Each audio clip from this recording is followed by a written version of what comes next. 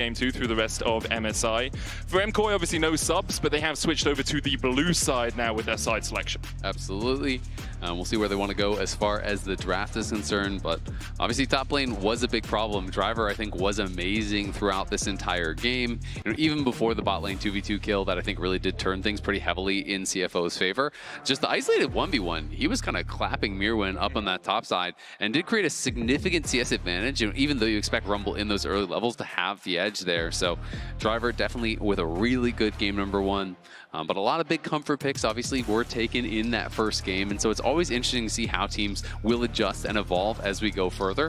And we'll see which team can kind of get the edge here in the game number 2 draft. Do still have a lot of power picks available. Varus, obviously Talia, the Vi, Maokai, something Pantheon as well. Those were all banned though. They were all if banned. They stay all banned, we'll see. We'll see where we go. It's always interesting to see different teams' approaches to pick ban and Fearless, because some teams, you know, have talked to a number of different coaches now at this point, and some people feel like it's actually better if something is a must ban, just try to trade power picks in game 1, so you don't have to spend a ban on it for every single game. And talking about kind of like your ban economy as far as that is concerned, because sometimes targeted bans could be really powerful, especially as you go to game 4 or game 5. If you feel like someone has a smaller champion pool or isn't as good off of control mages or whatever, if you go to a game 4, game 5, well, all of a sudden in game 5 there's already 8 mid laners that have been played. You throw 3, 4 more bans, you pick one away, then all of a sudden it's like, okay, well, what's your 12th or 13th best champion in your role? And that can be really difficult to deal with. So I do think it's been really fun to have this tournament where it is all best of 5s and to kind of see if there's going to be a bit of an evolution of strategy in how people handle it. Yeah, it's something we've seen actually in the ERLs in Europe is if you're playing against the Baus, you just play all of his champions in game 1 and then hope he doesn't have anything else left. I'll just take the Galio, the Gragas, we'll take the Volley as well if we can. Anyway, for now, not expecting to see the Psy on top again. Obviously played in game 1, although I also don't expect. Yeah, because he was played. Yeah, because he was played and he can't be played anymore. That does make sense. But it's a true statement. It is. It's a very true statement. Jackson Pantheon banned away by MKOI on the blue side. Don't expect those to be picked in this game now, too. I'm not expecting it at all, Denzel. I'm going to be honest. Oh, there's the Gragas. There's the Baus bans right there. Just get rid of anything. Lost Returns stuff in for game 2. I'm sure there's a lot of fans who think the Lost Returns could have done better than EU has done so far with this MSI. Gragas the final ban for MKOI. CFO looking towards their last. Varus available is something we saw banned out in game 1. Conspicuously absent. Yeah. I would say I expect him to be banned, but we'll find out if that is going to be the case or if CFO are going to be willing to leave that one up. Varus to me is just kind of the clear number 1 pick right now. I feel like it's almost a guaranteed first pick for MKOI with that up and available. But TF is another pick that obviously is really powerful. They didn't decide to go for it last game. This time they're going to first pick the TF. This is interesting because like, it really is hard committing you to this style. It hasn't actually been that effective so far at MSI, and it's not a champion that Hongq has played, so I almost feel like you could have gotten the Varus and then maybe grabbed the TF a little bit later on. I feel like this way you're both giving counterpick over, you know, potentially double counterpick because Hongq could take his mid laner now, and then you could actually save 5th pick for Driver, but also potentially that Varus as well. Not something we see often from Doggo this split, at least. Hasn't played it at all. But it's just so powerful. It's so powerful. 100% agree with you. It's the S-tier AD carry right now. But it's possible that he is just going to kind of skip past it, because you're right, it is not something that has been a big priority for him whatsoever. Skarner going to be taken. You could still go like Skarner Varus and take a mid lane counter on 3 if you wanted, but we'll see if they are just going to completely ignore that Varus, in which case, credit to MKOI, they would have a really good read. Yeah, it looks like it's going to be the Aurora coming out for CFO. Switch to the Rise at the last moment. Great push on the Rise, obviously, with that Spell Flux. Can clear out waves really quickly and gives you map pressure. Realm Warp, getting multiple people into a side lane against something like a Twisted Fate who has the Destiny. It's the ability to follow the Twisted Fate that can really help you out. Now, something I really do want to see, though, from the MKOI draft is I'm not actually a big fan of TF if you pair it with kind of like more tanks and stuff on the top side. We've seen that a number of times, and I feel like oftentimes you just don't really have a great lane to play towards. Yeah. I would like to see, you know, Mirwin bust out something that is a little bit more selfish, a little bit more split pushy. Ooh. Obviously, Gwen is going to be banned, but we're going to get the Lee Sin here from Elyoya, so that is really strong. But obviously there's so many picks that we have seen from Mirwin that I do think fit the bill, but like play towards something like an Embesso or something along those lines I think would feel really good, because you are a little bit lower in consistent damage and you do want to have a lane that you're really focused on kind of putting ahead. It's also whether he wants to pick it here or whether he wants to wait for the second rotation. Obviously, CFO could then pick their top laner and ban out a couple of good top laners into it. It looks like it is going to be the Ambessa. Really Good prediction there. Yeah, I mean, it is something that fits a bill. You know, I was looking through his champion pool, and it's like, obviously, Gwen is banned out, Jax is banned out. You do want physical damage, and it's something that can kind of play heavily through that side lane. So I think it makes a lot of sense, and I do kind of like what they're drafting here. It's a lot of playmaking. Lee Sin, obviously, sometimes it is difficult to get into that back line, kick someone in, but, well, guess what? Rapid Fire Gold Card sets you up pretty well for those Qs. Shen would be a great answer. I actually really like Shen because the Spirit's Refuge, that parry zone, can actually block the gold card. So that is quite nice when they are coming in. It's also a very advantageous matchup in the early levels against Ambessa. I think pre-6 is quite heavily Shen favored. As long as you're actually playing it well, you're pulling the blade through for the empowered autos. I do think it really does go in your favor.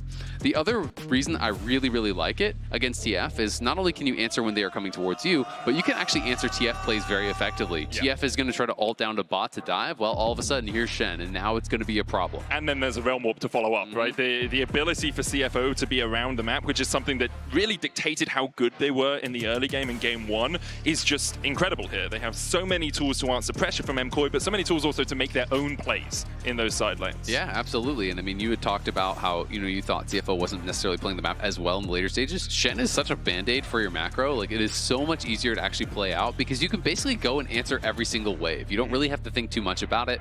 I'm not expecting him to go like solo queue and go flash ignite. It probably is just going to be flash TP. And then you always have a global pretty much to be able to answer whether it is your ult or your TP. So it's very comfortable to go out towards those side lanes. Would be interested to see what sort of a build he does go for. Obviously, Titanic is very, very popular, but a lot of the Shen 1 tricks do prefer just going like more of a pure tank style, where you're just going something like bombies into Deadmans and then, using that bombing for your early wave clear. You can become incredibly tanky that way. Obviously, your damage is lower, your wave clear is lower, so there are kind of pros and cons. But when you're looking at a damage profile like of a composition and it's a little bit on the low end, sometimes those more aggressively tanky builds can become such a problem for them, and you just can't actually punch through and finish off Shen, especially if you're auto attack focused, just because of that W. That parry zone is so powerful. Spirit's Refuge just does so much work in that sort of situation. CFO looking towards the Zeri with 4 AD carry bans in the second rotation. Kai'Sa, Varus, Lucian, and Kalista all taken away. If I'm looking at Super, you're falling a little bit down the list. Things like his Xayah, his Tristana. It does have an okay Draven as well if they want to be a bit aggressive in that lane. But for Doggo, it's actually going to be the Jhin locked in the end. Honestly, I really like Jhin here. I do think one of the kind of struggles of Jhin is punching through frontline. There's not really any super tank that's going to be drafted here. Maybe go towards like a Braum or something, but I don't really expect that. Alvaro, I think, is so good on the playmakers. I do want to kind of continue to see him there.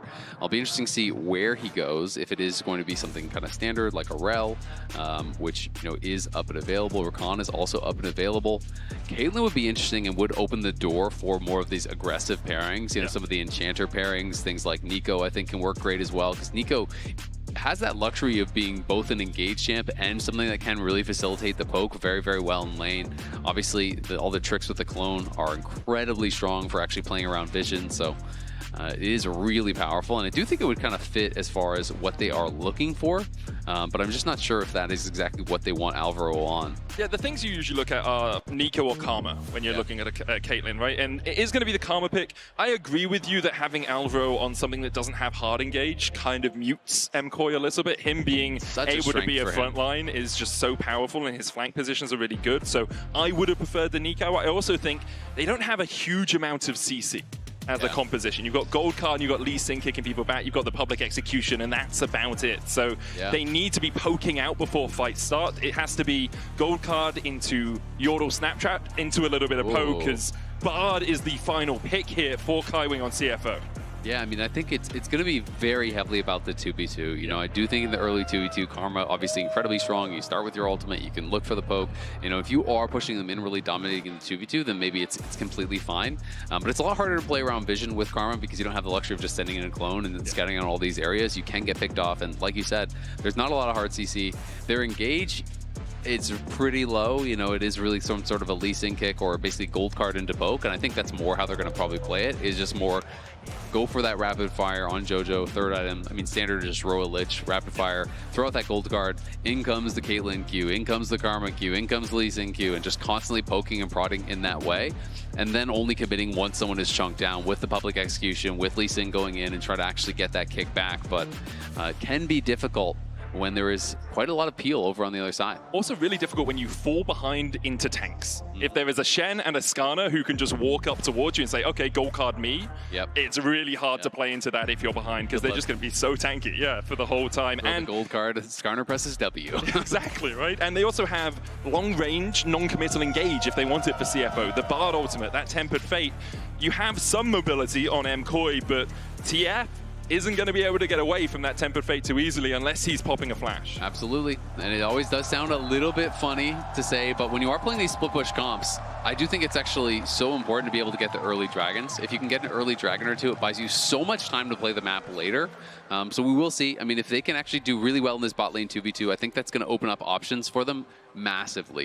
You know, if we see Supa and Alvaro creating an advantage, being able to utilize that to get an early dragon or even two early dragons, well, all of a sudden then you have so much time to play the map, to look for plays. There's not pressure on you to actually walk in and try to fight CFO if you don't feel the setup is there.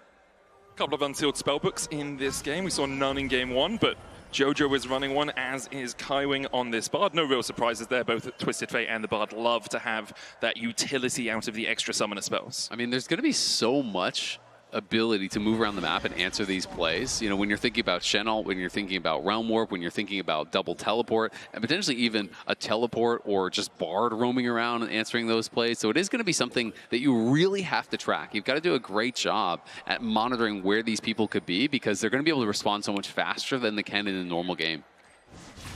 For MKOI, a bad start to the day. Bad start to MSI, although against BLG, they did have some signs of life. In that game 4, Eliora came out afterwards in an interview and said, we were just playing scared. They were over-respecting BLG, they were overthinking, they didn't really play the map the way that they would want to play the map, or the way they would domestically. In game 1 here against CFO, the map was not theirs at all. CFO absolutely controlled everything on Summoner's Rift. So for MKOI now, if there are a few nerves, if there's a little bit of anxiousness, you really need to focus up and get locked in for this game. You absolutely do, and it's kind of easy to say, but it's hard to do. It's one of these things where it's like, yeah, you know you need to play the champion, not necessarily the player, but it can be very hard to separate the fact that it's like, I'm just playing against a Jax versus I'm playing against Bin's Jax, right? You know, these things really do weigh on you, and it's hard to not sometimes overthink, you know, especially for players. These Western players go up and you get to play against some of your idols even. You're playing against like a Gen G, and it's hard to think, well, Chovy's going to know what we're doing, or Chovy's going to answer it, or they're going to be able to stop us, and sometimes that does lead players into overthinking and not being able to find those opportunities. Even in a series like this where CFO, they've got great players, but they're not as well known as a Gen G or an AL or a T1. For MKOI, they're the last hope of Europe. That's an expectation placed on them coming into this. And when you lose game 1, you're then thinking a little bit more apprehensively overall. Is Supa and Alvaro able to get the push early on in this bot lane? Also worth noting, Doggo going for a boot start here, so definitely a lot less popular. This used to be meta, you know, quite a long time ago. We have seen it, I think, once so far this tournament that I can recall. But obviously, when you are playing against a lane that is really heavily skill shot reliant, sometimes people do it against Varus. But obviously, Caitlyn, the Q connects there. But between Caitlyn poke, Karma poke, you really do have to dodge a lot of this. So Doggo really is valuing the extra pots as well as that additional move speed here. But he's already chugged through every one of those potions regardless, and I think he's gonna have to maybe give up that cannon too.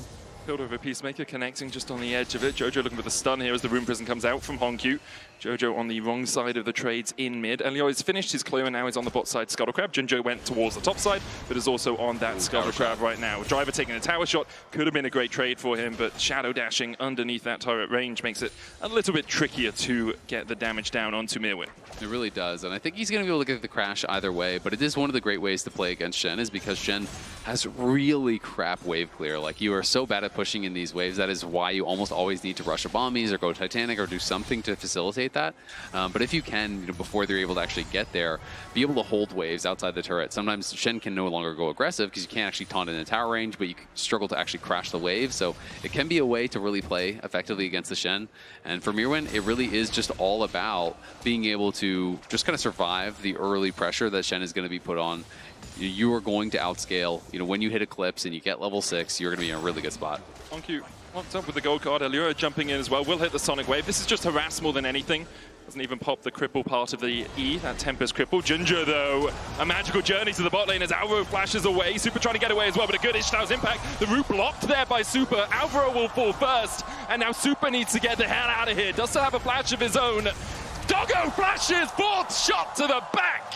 Super and Alvaro fall. Yeah, Supa tries to block the W there, blocks the root, but the problem is it means Alvaro's just going to go down anyway, and then Supa becomes the target here himself. Doesn't use the flash as Doggo flashes in with the 4-shot. They finish them both off, and this time both the kills go to Doggo. That is such a problem. Early Swifties even going to be able to buy some more damage on top of that. And this Jhin going to be a problem. That's the playmaking we've come to expect here. Kaiwing and Junja so active. I think they were feeling a little bit too comfortable, thinking, you know what, it's Skarner early, he's just going to be farming, he's just going to be chilling, but no vision in the river whatsoever for the MKOI bot lane. You're going to be able to get in behind them. Great flashback from Junja, brings him all the way back, stuns him into the wall, and then Supa trying to survive, but we're going back to live. Prison's going to hit. There's the Ishar's impact as well for the suppression. TP coming in from MKOI as they try and save Alvaro. Ayoya jumps across the wall, and now Junja is in for a world of hurt. He'll fall. MKOI on the board as Mirwin lands with the TP, but will just clear out the wave. And now they're just going to try to delay Mirwin from getting up towards that top side. Because yes, we did see MKOI overload mid lane. They were able to get a kill there. Great job by them. And they're going to use this to try to start the dragon. The advantage for CFO is that no one is answering top lane right now. So that is Doggo that is getting this farm up on that top side, trying to catch up as far as the CS is concerned with Supa. And just, you can see he's very slowly pushing this out and will eventually stack and push away, but he's going to deny probably an entire wave. Destiny in onto Honkyu. The Rune Prison comes out as well, but Mirwin gets the kill. Ishar's impact is going to take him back underneath the tower. Has to try and flash away. Ginger puts him in the dirt, and Jojo Pyun will be able to walk away. A 1-for-1 exchange. CFO will get the feat of warfare as they picked up their third kill. This time, I do feel like it favors CFO a lot more because you get that 1-for-1, and again, still no one is actually answering the top side. Kaiwing is going to be annoying here, try to hold as much as he can. But this freeze has been maintained for quite a while. Again, eventually it will stack up and push away here, you have to think. But that is a lot of waves, a lot of experience that is being lost by MKOI on the map. The whole time, Driver has been mid lane. You know, Honkyu gets out, or rather, he's been bot lane. Honkyu gets back out to mid lane and will pick up that wave. So it is going to start showing itself as far as the experience is concerned. You can see Doggo now already hit level 6 here. So he's up with the solo laners as far as experience is concerned because he's been getting solo XP on this top side for quite a long time. And just now, finally, feels like a couple minutes later, MKOI is sending someone up towards that top side to answer. Super's going to go up there. I'll be matched by Alvaro in a moment's time. Love to see that wave and see if it's still frozen by Doggo and by Kaiwing. No, it looks like it's slowly going to start pushing out towards the MKOI side. So with the freeze broken, should be okay for Super just to stay back underneath his tower until that wave pushes in, with Alvaro still working his way through the jungle. Honkyu doing a good job against Jojo Pyun here in the mid lane, who's gone for the Catalyst. Went double Ruby Crystal to start, gets Catalyst of Aeons now, so isn't going for that immediate damage spike that you can sometimes go for. Yeah, definitely the most common build these days is just going to be Roa, Lich Bane, Rapid Fire, so kind of expecting that. They are looking for a potential dive here. Curtain's open. Super has the flash, and because of the protection of Elioya and Alvaro, they are able to back away, but this is really well done by CFO. They froze the wave on the top side. Temper Fate connects. It's onto Elioya, who flashes away from the Impale.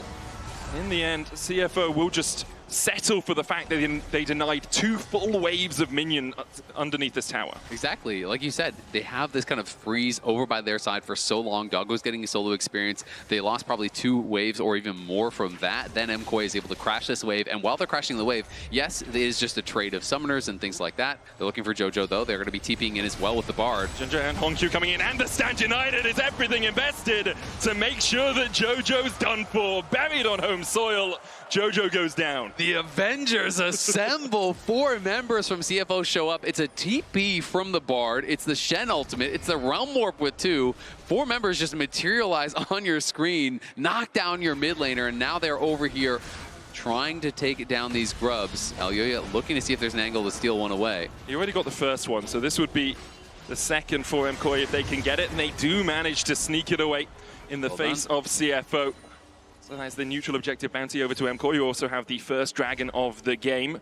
We're really going to be playing around who gets that first turret, it feels, for the Feats of Strength. Yeah, it is looking that way for sure. As Doggo back towards that bottom side. Just kind of chilling here against Mirwin, who is not out to the Eclipse yet. That I feel like is where you really start having to respect what the Ambessa can do. It just feels like a completely different champion what it is once it is completed. And Driver is going to be working towards that Titanic Hydra. So is going to be having really high upfront damage, you know, as well as some really powerful wave clear. So even when you start losing out on some of these matchups, one of the real advantages of playing the Titanic, it's like, yeah, you're going to get outscaled by the Ambessa, but you just show up and you one-shot the wave for the Titanic and then you walk away and you're saying, you know what, I'm never going to fight you, I'm just going to fight the wave. And then it allows you to kind of nullify some of that disadvantage that you do have. Yeah, you'll slowly lose your tower, but much slower than if you didn't go for that wave clear build. Next Drake up in a minute and a half. Once again, CFO's vision control really solid on this bottom side of the map. They have a control ward here, a couple of wards in towards where the Razorbeaks are. So they'll spot the fact that Elyoya is there. Hongyu lying in wait will take a third of Alvaro's HP. Doggo just about a level 8 here. You can see Kaiwing just about level 7. So almost a full level advantage for both that bot lane. That is the fallout of what happened up on the top side. As well, Bard obviously getting a little bit of experience from picking up all of the meeps and everything everywhere. Loves his chimes. There's a good Bard. Everyone always says Bard's hard to play, and I think it's only because of the minigame. I think it's actually fake news. Bard is fake hard to play.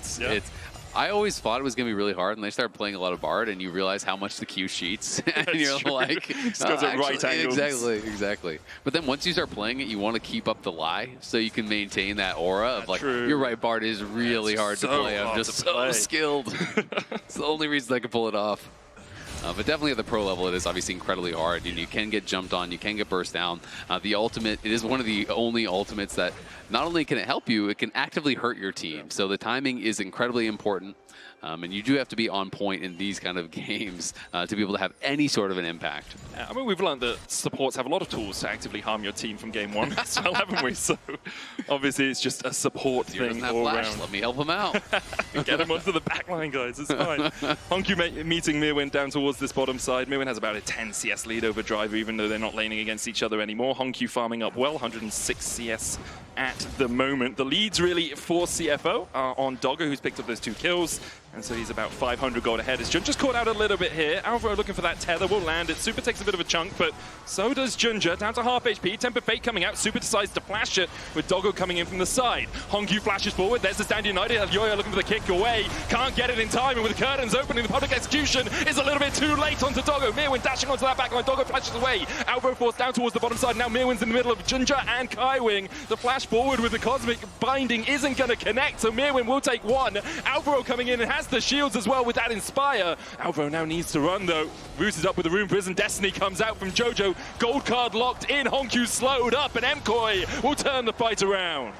Yeah, we saw the channel coming through. It actually got interrupted by a gold card from Jojo, but then he elected to never teleport. Once Jojo backed off, Shen could have actually TP'd in and tried to join the fight.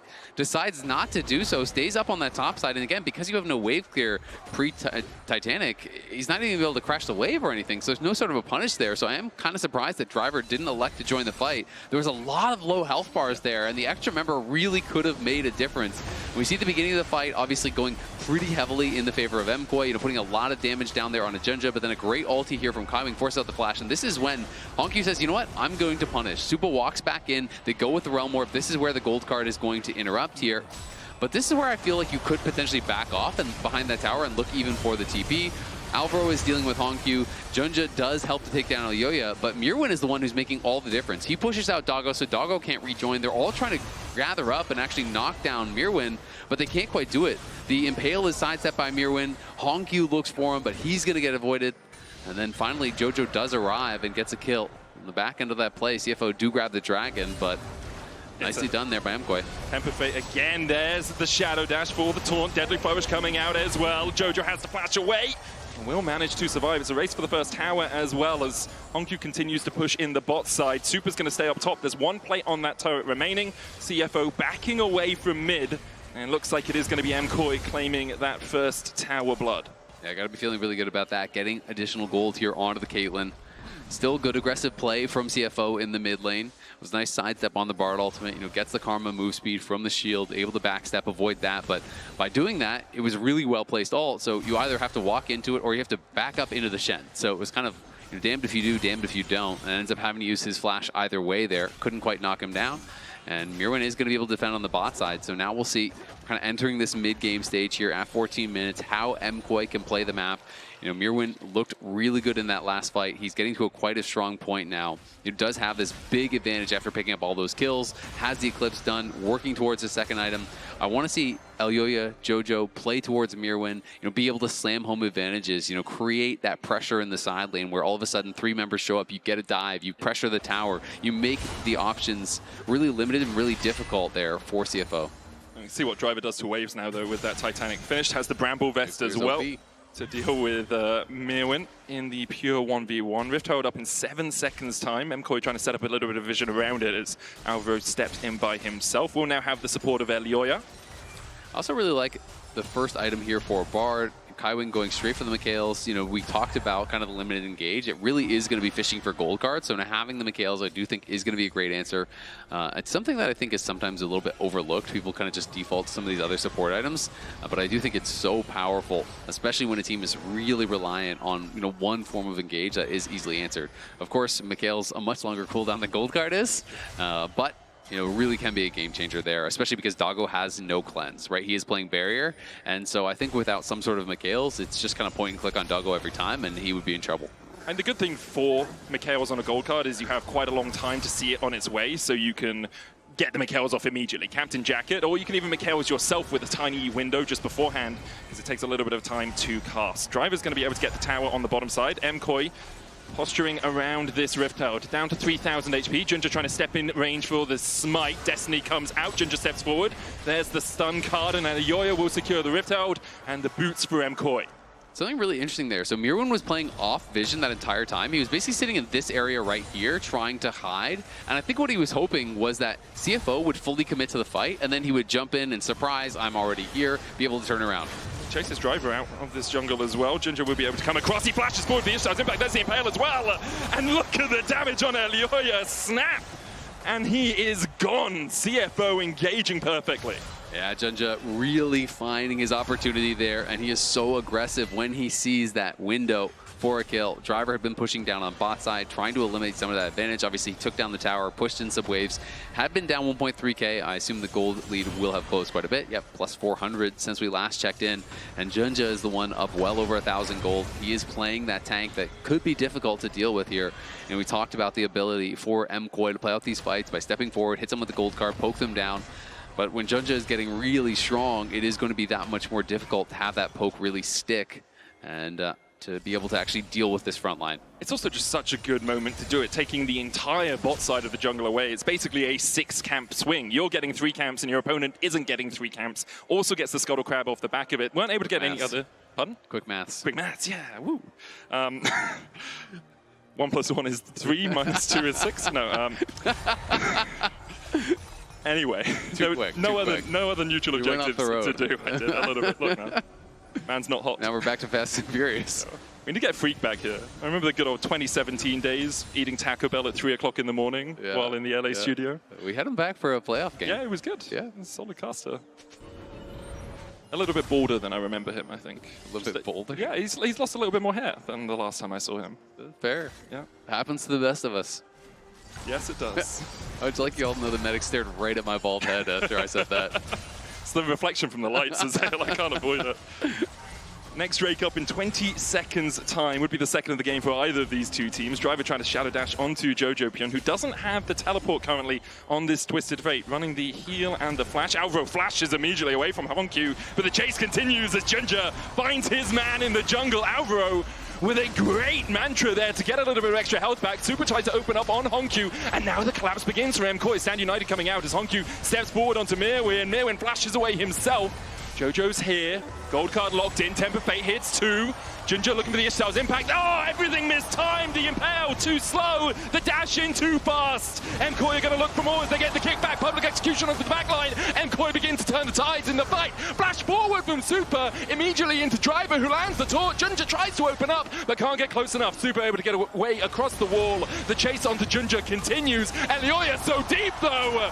And the rest of MKOI unable to back him up. Alvaro caught with a deadly flourish. The curtains open, looking for Super. Can't find him as he steps out of the back of the range. Not able to actually grab that last kill. Really messy fight, though, back and forth. Looked like it was going to be really positive for MKOI, and then CFO, they hit this great Bard ulti, and you're thinking, uh-oh, MKOI is going to get cooked here. But Kaiwing throws out the binding way too early. The Impale is not there. You know, everything missed time from CFO, and then they had to go into this fighting retreat. The start of it is Alvaro trying to retreat here, you know, getting hit by the deadly flourish, does have the Mikhails on himself. The Mantra comes out, trying to heal up, and then they see Mirwin here kind of on the bottom of the screen, looking to try to turn onto him. You can see Honkyu's going to flash in with the Stand United, trying to set that up, but then Mirwin gets back. And this is where the health bar is getting a little bit low. CFO realized, okay, we need to retreat. Now, this is all about timing. You have to actually watch the spell effects there. Everything too early. The Impale, the Taunt, the Cosmic Binding. Had they hit that, that is probably just 2 instantly dead members from MKOI and an absolute disaster for the EU side. But then Supa, I think, here gets kind of over-aggressive, flashing into the pit. I feel like that was a bit too far. MKOI getting really excited here, trying to get the most. As Elioia goes through, there's the Spirit's Refuge, there's the shielding from Junja, everything there to try to keep him alive. And you can see, realizing his mistake. Because if you slow it down as well, you get the Drake off the back of it. Yeah. Now CFO have that Mountain Dragon, a very, very minute gold lead for them as well. Only 100 gold in it so far. 2 items have been completed on Jojo and on Honkyu. AD carry for Doggo as well has 2 in his pocket. I don't even know if Jojo had spent his gold prior to that fight, because the last time I saw he was just on Roa, so, you know, and I saw he was up gold. Okay, nice timing there with the Bard ultimate. Can't always deny that Rift Herald charge. So Jojo buys a full item on his base with the Lich Bane, and obviously with that dagger going to be working in towards the rapid fire. That is where things really do change. You know, not that your damage is really ramping up that much, but it just changes the way that you have to play the game, because all of a sudden you really can just walk forward every time gold card is up and you have the rapid fire ready, and you're just fishing for those gold cards. You're looking for poke. But Doggo on the other side is definitely going to be a problem. He has been playing very well and is likely working in towards LDR third here, I would think. Yeah, he's in a really strong spot. 700 gold ahead of a Karma Caitlyn lane, which is usually so dominant in the early game, taking 5 plates down towards that bottom side. Super was moved towards top to get some plates for himself, but hasn't actually been able to participate in any of the kills or assists for MKOI. Yeah, and it would be so interesting to actually know the total gold swing and amount of experience that was missed by MKOI when Doggo was freezing that top side, because to me that was such a big turn in the game where they didn't have kind of those correct lane assignments. They tried to overload one side, really punish. They couldn't quite do it. Because you can really see it even in the experience advantage, you know, still over a full level ahead here, level 13 for Doggo. It is pretty rare that you see them at the same level as the soul laners at this point in the game. CFO doing a really good job of just funneling into Doggo in the early game, and then since then in team fights been absolutely on the mark. Funneling into himself. Yes, he has. Yes, he has. Ishtar's impact once again from Ginger, looking for Alvaro, cancels it, as he thought he was going a little bit deeper than he wanted. Next Drake up in 2 minutes, so this is all just vying for pressure, vying for vision control around this bot side. Obviously with Artican up, there's always the possibility you can sneak it away. It's something we've seen CFO like to do, these 2-man objectives while presenting on the rest of the map. Tempered Fate doesn't connect, as you say. Good sidestep there from Alvaro. Nicely done. Super showing up mid lane though, and Junja's behind him. He doesn't have flash. Junja going in. There's the Impale, but Super sidesteps it. Now with the TP coming in from MKOI, maybe they'll look for the fight. Destiny as well, cancelled with the Shadow Dash. Jojo's going to lock in the gold card. We'll pocket onto Driver. Meanwhile, in the mid lane, Junja able to escape for now. The ace in the hole will only hit on the Kaiwing's backside. And in the end, Junja will manage to get to safety. Yeah, that's critical though by Supa. Really well done by him. Able to avoid pretty much everything there. Didn't even have his Ghost available, and thankfully didn't need it. He is not playing Cleanse, so Mikhails is going to be done for Alvaro. MKOI now, they don't get the kill, but they did chunk out Junja so low, and they know this is going to be their opportunity here, but the wards are on it. There's a great TP ward for Driver in that Tribush as well. MKOI are going to teleport in Jojo Pion. Artican already down to 7,000 HP. Honkyu trying to get in here as well. Ginger might be too late to get here. Ishtar's impact going forward, looking for the smite, but kicked away. Now they'll turn onto Honkyu. Public execution down onto him, rooted up as well by the Yordle Snapchat. He'll fall. MKOI Need to retreat out of the curtain calls. Alvaro takes the first shot, Jojo the second and the third. Driver trying to step in, looking for that shadow dash. Mirwin waiting in the bush, seeing if he can find an engage. Driver dashes away with the taunt, and MKOI will back away. Nicely done, MKOI, you know, getting that bit of pressure all off of this failed dive onto Supa. They get Junja incredibly low. They push him back to base. They immediately use the HP advantage to get down to the Otacon and be able to start that up. And that is a big advantage there for MKOI. Unfortunately, they have not really had the push, so they don't actually have that many flowers, so they're not amplifying that much. But of course, any you're getting for the rest of the game still going to be bonus. And you do still get that proc on kill, which is going to be potentially game-changing. Little AoE can really help. The CFO, they want 26 petals to only the 16 of MKOI. How many flowers per petal? Or how many petals per flower? It was 3, wasn't it? Didn't you get 3 for the big ones and only 1 for the small one? True. So maybe when you pick the flower, some of them immediately die. So it's one of those rare commodities, you know. Can't cook them all, did you say? Collect. Oh, collect. Thought it was some sort of tea thing. I'm much more experienced in that than you. You're like, ooh. The British man stands up and starts paying attention. Get a good brew on, we'll be very happy. MKOI trying to cook something special up here. Have about a 300 gold lead. 2 items now on Super as well, as we're jockeying for position around the mid lane tower. Driver, Jinju and Hongkyu acting as a 3-man squad. Jojo Pyun is just behind the team right now, does have the Destiny. If he wants to go in, will land the gold card. You can see the extra range from the rapid fire cannon there, helping out. Temper Fate hits 2 though. As Super needs to get out of here, taunted immediately. Junjo on the chase as well, and Super has no recourse to survive. Next up is Mirwin, rooted up. The Mikhail's too late. The Ishtal's impact into the Impale. Alyoya dashes in, but immediately is Shadow Dash taunted. CFO find 2 curtains open. Jojo takes 1. Takes 2. Alvaro able to get out to the side, but Jojo's going to fall for it. Kaiwing chasing his opposite man with the Realm Orb coming out. He's sent to the Shadow Realm. CFO with a clean ace. That's massive for CFO. I mean, not only to get a 5-for-0 ace, they're going to get Baron, they're going to get Dragon, they're going to move to Soul Point here. That is huge. And just like that, they blow the game open. Well, maybe not the Dragon, as it looks like Dragon has hands, as Shen finds out, unfortunately. But they will still be able to take down the Baron. And it all was off of these small differences. Alvaro did not have his Mikhails at the start of that fight. It was a couple seconds on cooldown. Supa is not playing, playing Cleanse, so the fact that you get caught by the Bard ult, perfectly timed taunt comes out of it this time from the Shen. So let's watch this one more time. It's really all about Supa. Supa is going to get hit by this Bard ult, elects not to flash it. I wonder if they knew that Mikhails was still on cooldown. Mikhails just had a couple seconds, couldn't cleanse it, so he gets CC'd up, can't flash, can't do anything from that point. Would have needed to flash the Bard ult, but may have been thinking, my support has Mikhails, I'm going to be fine, I'll just flash afterwards if I have to. But once he goes down, it's a full-on retreat here for MKOI, and CFO are not going to let them do that. They just chase after. Doggo still has the ult for the end of the fight. There's nowhere for them to go. They're able to use all of this mobility, all of this power to chase him down, get all the kills, get the Baron, and now open up an absolutely enormous lead here. They will eventually get back to that Dragon and take that as well. Being on Mountain Soul Point is really problematic when you're already behind. Especially on, it's a relatively low damage composition coming out from MKOI. When you're in this spot, you only have a 2-item AD carry. Mirwin almost caught, has to flash.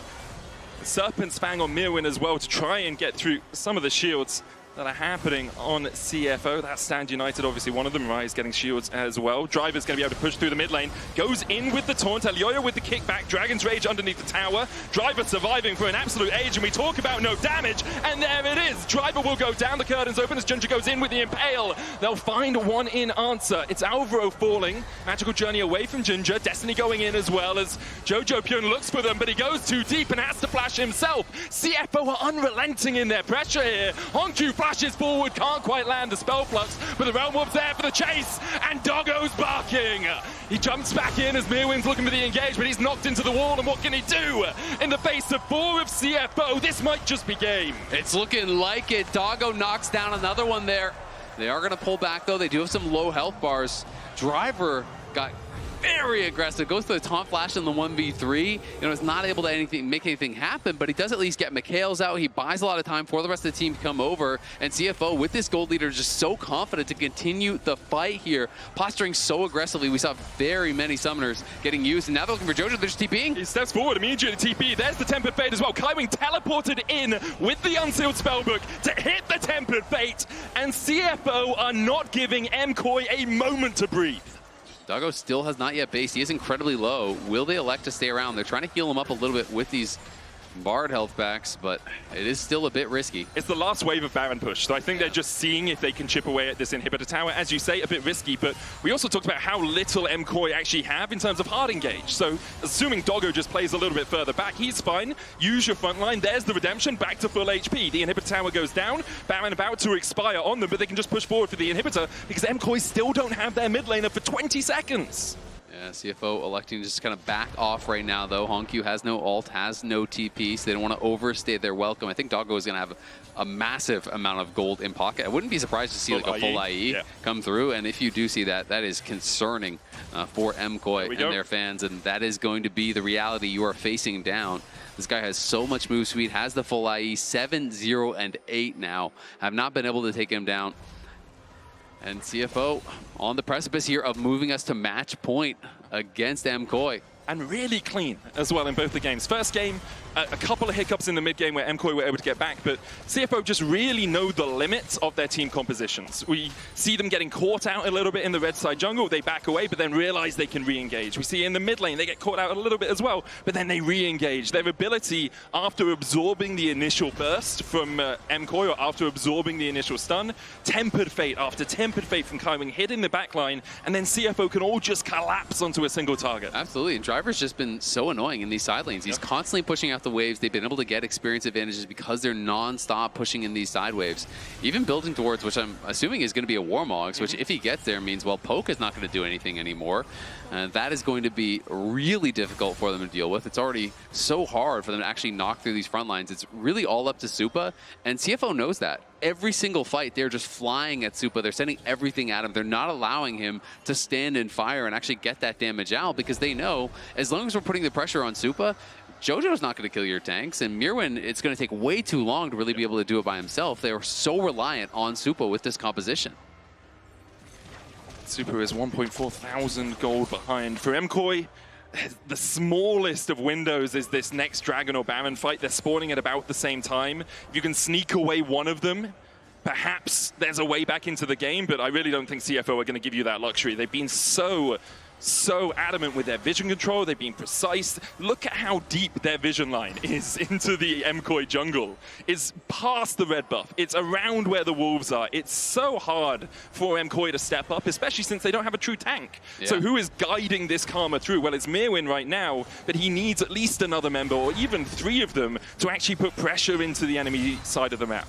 Absolutely, and Elioya just hasn't really been able to get much value on the Lee Sin so far this game, you know, but there is always the opportunity to make a big play on this champion, and that is why it is so exciting to watch.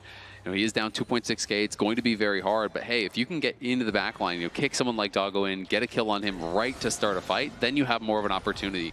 But that is going to be tough, and Honkyu now just bought a full death cap. This guy is well and truly online, hit level 18, and he is ridiculously strong. So you're going to have to find those kind of picks. You're going to have to find those kind of plays. And really, the only one who has that kind of like explosive X factor is Elioya. So it falls squarely on his shoulders. The captain of the team rebuilt it around him. He's behind them. As he is behind them on that flank position. The Dragon secured by Honkyu in just a moment's time. Has that Realm Warp. That's why he's been left to his own devices down there. Will be sold for CFO. There we go. He secures it. Driver looking in. TP coming out from Honkyu as Jojo Pin will land the stun across the wall, but Junja's already onto towards the back line. Driver's taken no damage as of yet. Mirwin trying to dance around.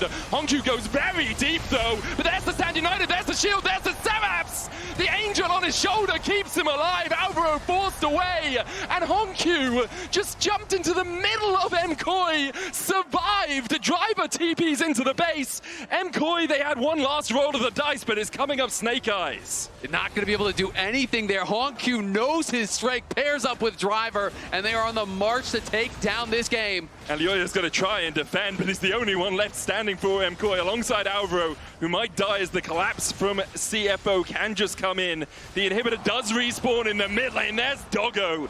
10-0-8. His bite is worse than his bark. And CFO pushing. Elioya trying to defend, but what can he do against all of CFO? One game away from glory here for Apex. CFO are flying high.